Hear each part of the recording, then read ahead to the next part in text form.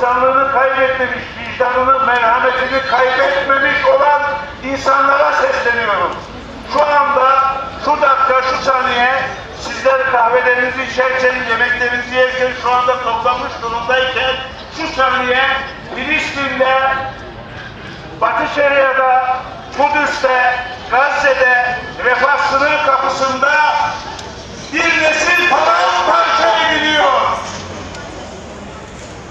Bütün insanlar, farklı inandaki insanlar dünyada, farklı inançlardaki insanlar dünyada hepsi ayağa kalktı. Merhamet, vicdan sahibi olan insanlar hepsi ayağa kalktı. Onun için bu katliamları yapanlara, destek verenlere, onların mallarını satanlara kesinlikle yanaşmayın. Onlarla alışveriş yapmayın. Yoksa Filistin'de paramparça olan bir neslin kanı hepinizin kanına, eline bulaşır. Çok önemli bu.